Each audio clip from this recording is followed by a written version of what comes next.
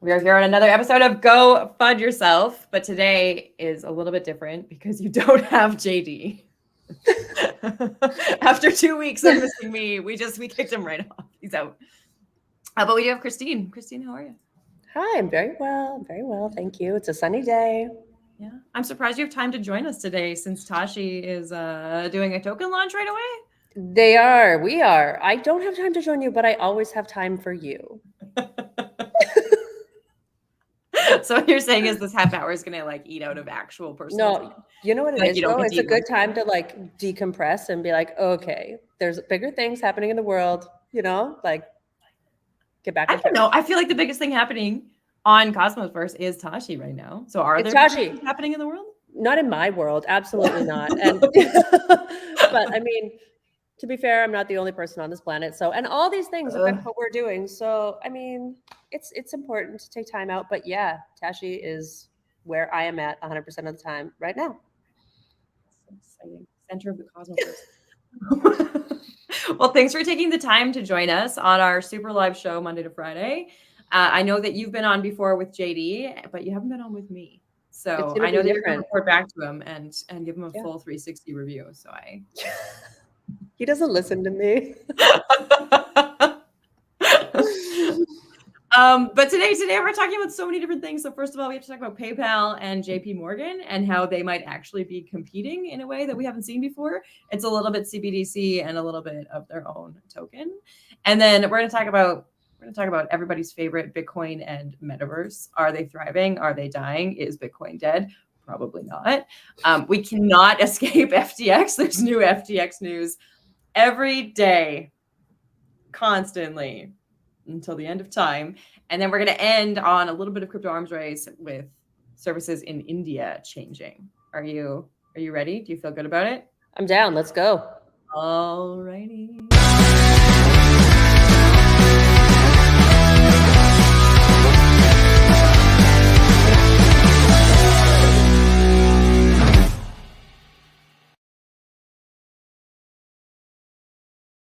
I was making fun of JD yesterday because whenever we play the video and the music, he has to like vape and do drugs and drink coffee and like as many addictions as possible, like plays an e-game.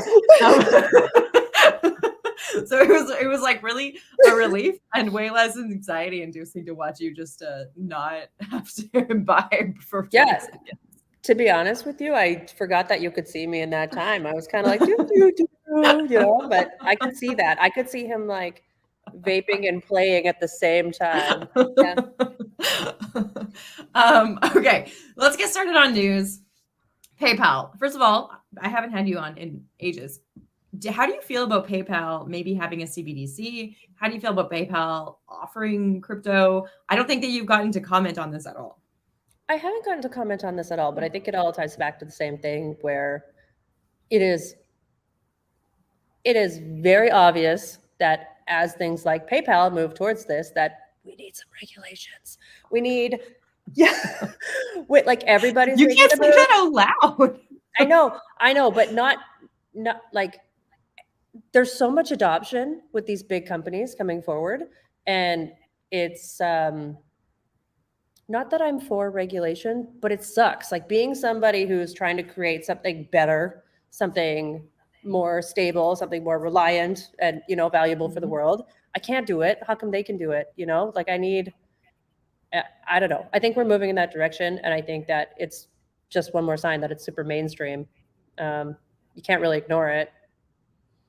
Do you feel good about it being mainstream? So this is my constant debate is like, having someone like PayPal enter the system is against the ethos of blockchain, sort of, because PayPal is a giant. No. PayPal also provides funds in a democratic way, sort of, but I don't like it. So I don't think it's against the ethos of blockchain because blockchain is just how things are recorded, right? DeFi is a whole different story. You might not like it in the DeFi world because the whole decentralization part, and I get that. I am totally for that. But what are you more for? Do you think that with things like this coming up with PayPal and whatever, it's equally bad as like actual currencies, how it can be manipulated, or do you think that it's still better than what we have now, like with TradFi? Do you think it'll end up on the same playing field?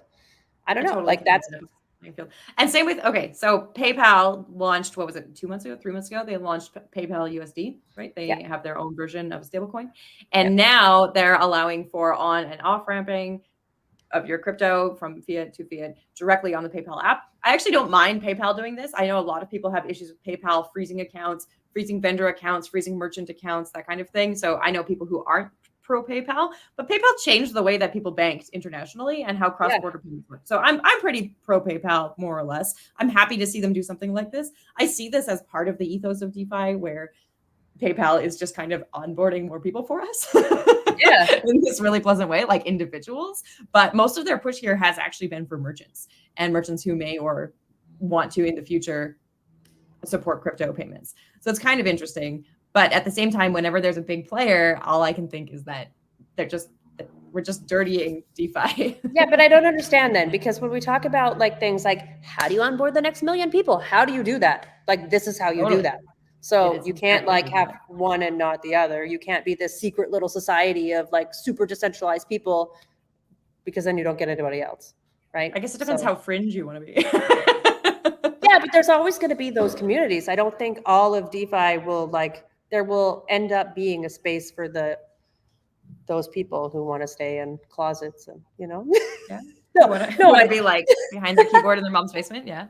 Yeah, I don't mean it like that, because it's not all like that. Who believe in like a decentralized space, you'll be able to do that also, but there will also be this like welcoming normie community of like on and off ramps with PayPal, right? Mm-hmm.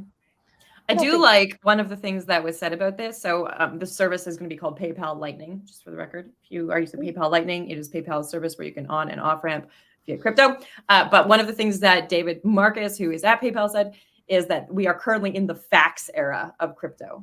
And I love that, because it's totally true. We have just figured out the basics, where it looks really impressive to everybody who's not involved.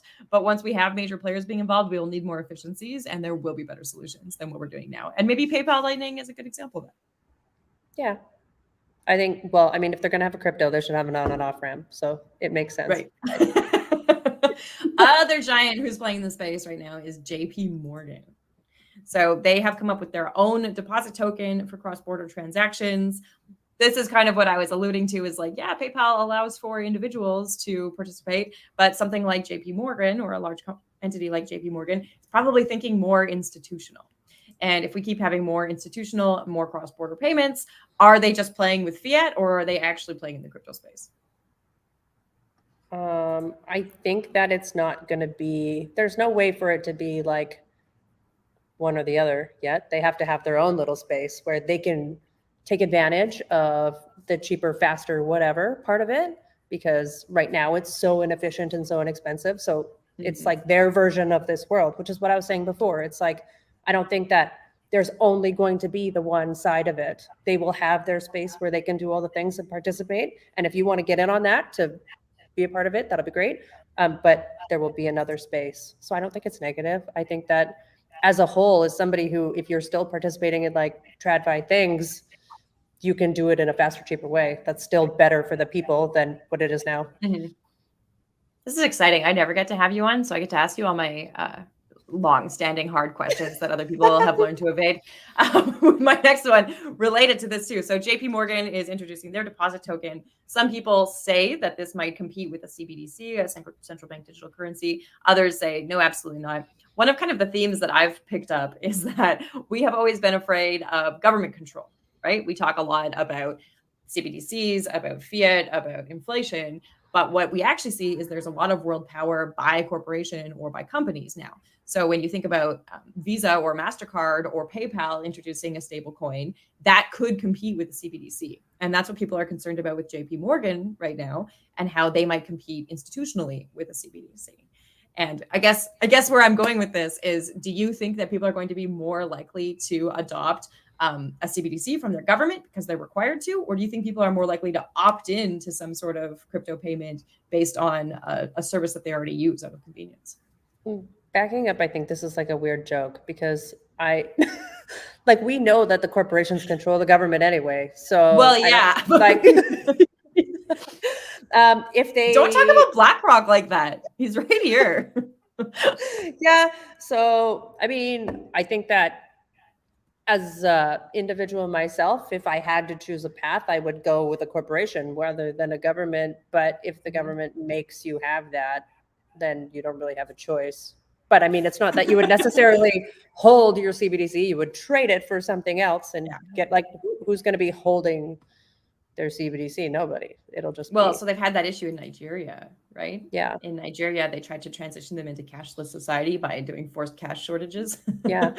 There was just an uprising, like, which I mean, good on you, Nigerians, to be frank. But you tell them what you actually want. But as we see this, it's kind of like, you have to pick the lesser of two evils for yourself, right? Do you want to engage with CBDC? Do you want to engage with PayPal USD? What does that look like? And I don't know. I just wonder what kind of values people are going to hold on to. And I anticipate that this will cause some sort of sect within the DeFi community or within the crypto community. And I don't know, I'm curious to see how it plays out, I guess. I don't know, because as an individual, like, I mean, I live in a world where I need cash to pay for some things and I have crypto to do other things, and that's fine. And like, I don't have to participate with these other players. I mean, that will be an option for all people, right? Like, I don't know if it's going to be like direct competition, unless you're saying like nobody utilizes the CBDC at all. I don't know. Or maybe it'll force them to like back it off and not put it into play. I don't know. We'll have to really see how much power they have. It'll be very obvious at the end of the day who's the winner between the government and the corporations. Not that we don't know, but it will be very obvious. Just think it's interesting to think about. And so the other component of this, of course, is that no corporation can exactly act without the government, and no government can act without the corporation, as Christine pointed out. And so the JP Morgan coin or deposit token is subject to US government approval, but also because it's intended for cross-border, it's subject to other monetary authority approval as well. And the largest group that we see JP Morgan courting right now is actually the Monetary Authority of Singapore. And so I don't know. I always think that's really interesting. We have a lot of cool crypto companies in Singapore. I think that's a pretty good hub if you want to be thinking about cross-border and thinking about where people are sending their funds through and to Asia. But is that their main play? 100% they're going to win. And of course, if you read any op-eds, it's like, this could rival XRP. And you're like, well, yeah, XRP was the first. First mover does not necessarily mean success. Unless you're Bitcoin. Oh, are you a Bitcoin holder? It's not on Bitcoin. Well, you know, it's a conversation for later in this episode, I think. No, it's right now. Is it? Yeah, I thought you were smoothly segueing us. Are you bull on Bitcoin? Are you a big Bitcoin holder? Okay, it's not about being a big Bitcoin holder. It's not about that. It's kind of like, you know how people have like the first generation iPhone or like whatever. It'll become this really cool collectible because it's, in my opinion, the representation of how this started. And so I think because you can't make it anymore, because people are like, you know, it's kind of, that's it. That if you have it, you have it. And it'll be something that you can like legacy your way down with. You know, pass it on and or sell it. Who knows? But I think I'm 100% bullish long term, but not because it has this great use. Whatever. Like it's not going to be the one for payments and for that's not the theory. The theory is just like in my head now. It's this representation of like freedom and how this all got started, and like we can have some sort of control here. And I don't know. I think it's cool, and I think it's gonna continue to go up. It'll be a collector's item. I think you said before that you see Bitcoin as kind of like gold. 100%. Yeah, I do. I think that it'll be in that sphere where it's not for everybody. Not everybody wants to have gold bars and like collect shit like that. But the people that do know it has a value, and it continues to go up, even though it might not end up being like cool. Everyone will have heard of it, and the people that have it. And yeah. I mean, I think it will also continue to act as an indicator. Like right now, people really look at Bitcoin and what it's doing in the market to signal what other tokens are going to do in the market. I see that as a little too mainstream. Like it doesn't work for meme coins or shitcoins, but but it might work when we think about ongoing monetary policy, right? So when JP Morgan introduced their new token, their new deposit token, we saw a little bit of an uptick in BTC from institutional players. Yeah, I think that'll break off though as this becomes. Yeah, I don't think it'll be directly correlated. I think it'll continue to go up with time until whenever. I don't know. I'm not a psychic, but I don't think that it'll be forever pegged to the whole market because there's going to be so many things that happen. Like you said, I like shit coins, meme coins, all that stuff. Like right now, like there's so much that's happening outside of that world. And as it continues to expand, as you get JP Morgan and all these things and PayPal coming in, then those tokens the technology will surpass the difference in the values, I think. And they'll have they're symbols of different things. Like one will become a part of our daily life and the other one will just be like I said, a collectible.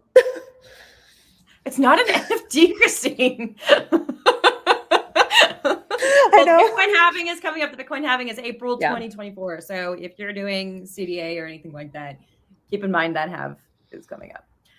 So Bitcoin's going to just exist. It's going to exist like in the background. It's something that we're going to have. The price is going to go up and down. Maybe it's an indicator. Maybe it's a collectible. Maybe people start NFTing their Bitcoin. But what about the metaverse? How do you think the metaverse is going to continue? And how do you work in the metaverse right now? Does the metaverse matter to your day-to-day life? The metaverse does not matter to my day-to-day life. Nope. Nope. Yeah, I think that there's definitely like a subsection of the world that loves this kind of space and super immersive and being able to live and create and do things in this different world. That's not where I'm at as a human, and that's totally fair. I think that it will super thrive right now in all the countries that it is. I mean, all through Asia, and I think that it's important in that world, but I don't think that, I don't know. I can see it going like super into gaming and taking over that whole section of life. I just don't live there. I'm not taking my 20 seconds in your intro to like play on a game and do the things. That's not who I am. So what about headsets? How do you feel about like metaverse headsets? Man, okay, so no. And so here's my problem is like, I am all for DeFi. I am all for all of this stuff, but I do that specifically in my personal opinion so that I can have more time in my world. It is about freedom, and freedom to me means being able to exist in the moment. And so no, I don't live or identify in that space at all. For me, like real time and moments and memories is what I'm trying to create. And this is my pathway there. So I know this might not be everybody's favorite, but it's not where I'm at. I like the concept of the headsets. Bear with me here. When we think about accessibility, right? When we think about accessibility and anonymity and kind of our workplace or how we want to interact with the world, is sometimes you are born with not what you hoped for. Maybe you have like an actual physical disability. Maybe you don't like your gender. Maybe you don't like whatever. And with something like the metaverse, you can be anybody that you want to be, and you might feel more like your true self. You might find that there's a better sense of belonging. You might find that there are opportunities that you didn't have. But I also have to say that for a week and a half, I didn't turn my phone on, and I feel so much better about myself and my life. So it's a difficult it's a difficult line to be advocating for, right? When we know that our mental health suffers from being online, from our digital lives. But at the same time, there are some people who might not be able to experience life the way that you and I do. And what does that mean for them? What could digital reality mean for them, right? I have probably way too strong opinions about this subject to have a conversation about it. I think we need to teach people how to love themselves. And that is what's missing. And by continuing on in this world of like, I don't like this, so I'm going to put a screen in front of me so I don't have to pretend that it's real. We're not helping anybody. We're creating a disassociated society where people don't acknowledge what the feelings are, and so they can't get past it. So I don't think it's helpful to put a mask on or put a Band-Aid on something and completely ignore it's there and shut it in a different room. That doesn't help people. That's harmful, not hurtful. If you're in a good place and you're like, oh, I just want to fuck around on this new system, that's different. But when we are completely submersing ourselves in this life that isn't reality, and we feel because it's so real as though it is. My 4-year-old went to play a VR game. It was a 4D VR something, you know, and watching him, like, it's real for him. And that's just in like this big room. Now, people that don't maybe like everything about themselves and surround themselves with this all the time, it's real for them, right? And sure, you can live your whole life that way, but you're never going to get over the fact that you don't like yourself, because at the end of the day, when you take it off, you're still there. So I think that promoting, along with like technology and all these things and how maybe it can help you and maybe you can use it for like interactions and making things better, I don't know. We really need to buckle down as like a society and learn to step back and take care of ourselves, you know, like acknowledge what's happening, because that's what happens is we end up sitting here, like I'm launching a project, I'm in front of my computer 190 hours a day. It's really easy to forget yourself in the process. And so cool, VR is really cool, all these things are really cool, but also like there's a responsibility with it, right? And that's, you can't ignore that you're a human. This is interesting. I feel like you and I should maybe have a Twitter space where we just talk about this, because I also have so much to say just about digital consciousness and that kind of thing. But on Sandbox, on the metaverse, I personally don't see a lot of metaverse users in my day-to-day life, maybe because I'm not a major metaverse user. Because you're not in there. The metaverse is thriving in Asia. Apparently there are boatloads of users. They're launching a whole new Lion City, a Singapore-themed virtual land plot project. I know lots of people who've bought land, but here's my other like really contentious thing about the metaverse is it's very corporate. I'm not saying every metaverse is very corporate, but anywhere that we see successful metaverses is because there's major brand partnerships, because brands or companies have bought. You can see that I'm like being a little bit anti-capitalist today. I'm like, DeFi ethos, fuck JP Morgan. But one of the things during COVID lockdowns, let's not get into the politics of that, but one of the things during COVID lockdowns is that people were mad that they couldn't shop. And this was incredibly upsetting to me, because how could the best thing you could think to do with your time in life be shopping? And I find that the metaverse is a really similar representation of that, where we only see success if there are major brand and institutional partnerships, where we're just creating another marketplace. We're just creating another place for people to consume and shop. And so we're not actually creating those spaces for them to belong and live a different type of lifestyle. We're just augmenting their shopping experience via the metaverse, which is why I don't use the metaverse. I think that's like the whole purpose, isn't it? Of like money makes, supposed to be. It's the driver force. But I mean, to be fair, as much as we hate it, we also need that money to have that progression. It's got to come from somewhere. So I mean, I'm not a big shopper myself, but I hear you. But yeah, that's how it works. Yeah. You're right. The money does have to come from somewhere. Do you seriously believe that the metaverse was created to like make this better version of your life in a different, like, what did you think people were going to do? Like go hiking in the metaverse? Well, some people do, right? This is a bit, maybe we should actually have a Twitter Spaces about this, but some very successful TikTok accounts, for example, have been adventure accounts, not because they are ego-based or because they're filming themselves, but because they appeal specifically to people who have disabilities or maybe someone who can't go hiking, that kind of thing. Yeah. And so the metaverse, in theory, like from a nonprofit point of view, was supposed to be about experiential life and augmenting what we actually want to be experiencing and providing new experiences, as opposed to providing the same experience that you already get when you go to the mall, but online. Yeah. Yeah. What if they want to come to you like from my anti-capitalist throne today? I hope you enjoy. You said the money has to come from somewhere. FTX has proven that that's not true. So or maybe that it is true. Great segue. Did you see that FTX is in the headlines every friggin' day because they're doing obscene things constantly? Yesterday, we talked about how they're trying to sue Shaq and I think Golden State Warriors and a variety of other ones to get their money back from their digital sponsorships. And now today they're trying to sue Layer Zero.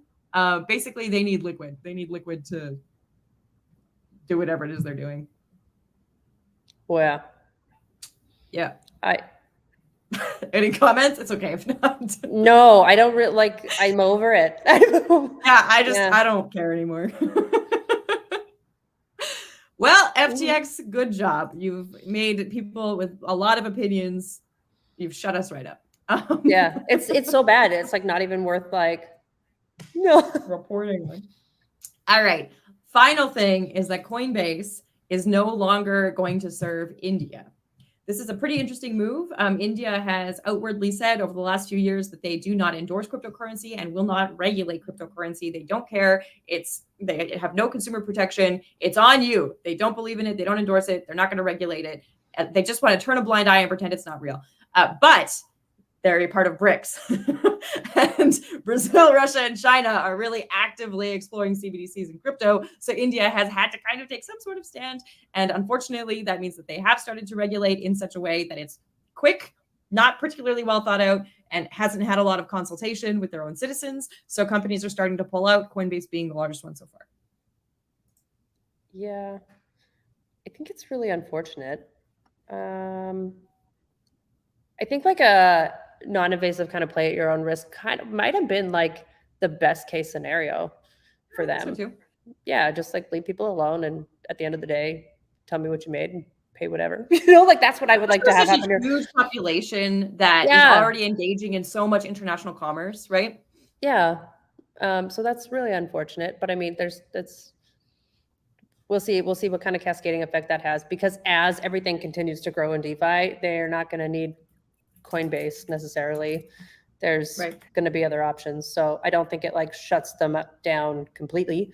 And maybe it's better for people like you who maybe don't love the idea of like Coinbase per se, because it's along, you know, the more, up for it.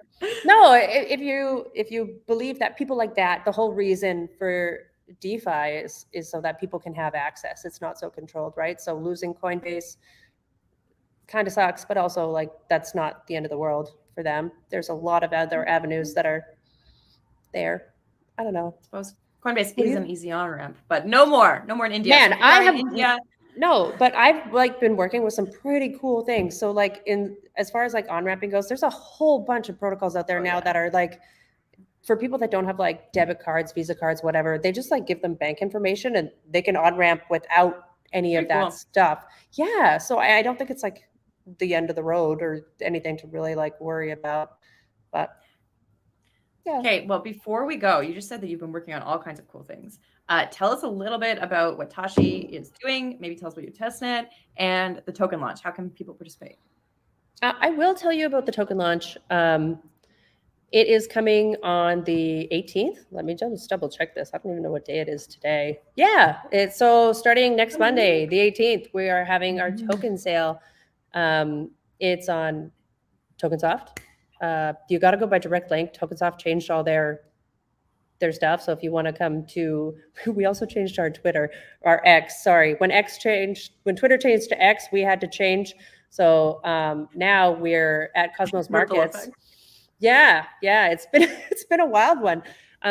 Basically, we have some really cool stuff coming in. So when I talk about cool stuff and access and interoperability and all that stuff, it's like, so there's this cool world in ETH, there's this cool world in Cosmos. We're kind of like bringing everything together and making it super easy because we're in Evmos, and there was no way to get to Evmos unless you had like all these bridges and moves and whatever. So now we partnered with Swing, and they're making it, so that like if you come onto the Tashi site, you can click a button, say you want to supply, and it'll find where you have assets and bring it over and deposit it for you without you having to know how to do anything. So, I mean, we're just trying to make it easy. Yep, it is great. We do have a test net, but I guess it'll be open for about another 2 weeks probably. So you can go and mess around on it, testnet.tashi.finance. Really, if you just follow our socials, we have a lot of incentives, fun things going on, Galaxy things, Quest things. Like, it's just been a great community. So yeah, I think if you want to hunt us down, they don't have to hunt you down. We'll post the links. Calm down. Yeah. I think that's a better option. You're gonna post. I just think it's good timing. I know the token is coming out next week. I've done a lot of work to ensure that people can get to Evmos and play safe on Evmos. I personally love testnet because there's a faucet and you can see what you're actually going to be working with. It's a lot lower risk if you can like try it out beforehand. That's my jam, but I'm a little bit risk adverse that way. So. I'm like, if I just put a little bit of money in everything will be fine. Like the opposite. Amazing. Thank you so much, Christine. Before we go, do you have any like wacky shout outs or news shout outs that you need to include? No, but I'm really grateful. That word. No, I do want to say thank you though. It's always a pleasure when we get to talk. So yeah, that's Well, it. happy Tuesday, and Happy Tuesday. go FUD yourself. Go fudge yourself, Kiara.